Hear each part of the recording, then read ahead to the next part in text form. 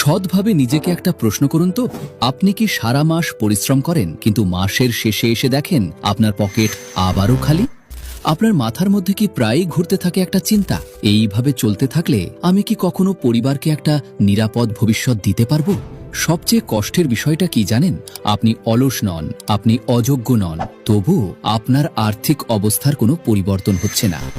যদি এই কথাগুলো আপনার নিজের জীবনের গল্পের সাথে মিলে যায়, তাহলে আজকের এই ভিডিওটা মনোযোগ দিয়ে দেখুন। কারণ আজ আমি কোনো অলৌকিক স্বপ্ন দেখাতে আসিনি, কিংবা এক রাতেই কোটিপতি হওয়ার গল্প শোনাতে আসিনি। আমি এসেছি এমন 3টি বাস্তবসম্মত কথা বলতে, যেগুলো সাধারণ মানুষকে ধীরে ধীরে আর্থিকভাবে ধনী করে তোলে।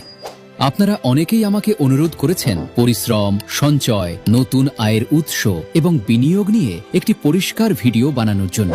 তাই আজ আমি এই সবগুলো বিষয়কে একটি সহজ সূত্রে গেঁথে আপনাদের সামনে তুলে ধরব।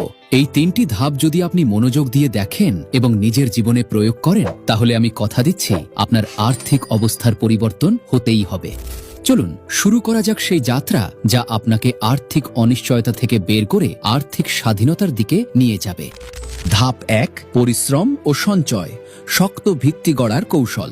একটা বড় বিল্ডিং বানানোর আগে যেরকম তার ভিত্তি মজবুত করতে হয়, ঠিক তেমনি আপনার আর্থিক জীবনের বিল্ডিং এর ভিত্তি হলো 2টি জিনিস, পরিশ্রম এবং সঞ্চয়। এই 2টি ভিত্তিও মজবুত করতে হয়।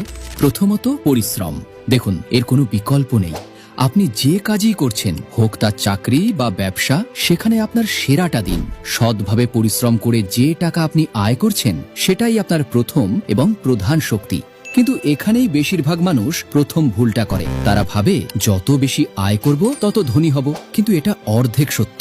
আসল সত্যিটা হলো, আপনি কত টাকা আয় করছেন তার চেয়ে জরুরি হলো আপনি কত টাকা ধরে রাখতে পারছেন। দ্বিতীয়ত সঞ্চয়। এখানেই আসে আসল খেলা। ভাবুন তো, আপনার আয়ের পাত্রটা যদি একটা ফুটো বালতির মতো হয়, তাহলে আপনি যতই পানি ভরুন না কেন, দিন শেষে বালতিটা খালি থাকবে। সঞ্চয় হলো সেই ফুটো বন্ধ করার প্রক্রিয়া। কিভাবে করবেন? খুব সহজ একটা নিয়ম মেনে চলুন। মাস শেষে বেতন পেয়েই প্রথমে নিজের জন্য একটি অংশ, কমপক্ষে 10 থেকে 20% সরিয়ে ফেলুন। এই টাকাটা আপনি খরচ করবেন না, এটা আপনার ভবিষ্যতের জন্য। বাকি টাকা দিয়ে পুরো মাস চলার পরিকল্পনা করুন।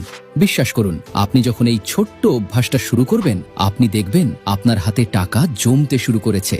এই জমানোর টাকাই হবে আপনার ধনী হওয়ার প্রথম সিঁড়ি, কারণ এই টাকা দিয়েই আমরা আমাদের দ্বিতীয় এবং তৃতীয় ধাপে যাব। ধাপ 2, আয়ের নতুন উৎস। এক পায়ের উপর ভরসা নয়। একবার ভাবুন তো, আপনার আয়ের উৎস যদি মাত্র একটা হয়, তাহলে আপনি একটা 1 পাওয়ালা টুলের ওপর বসে আছেন। যে কোনো সময় ধাক্কা লাগলেই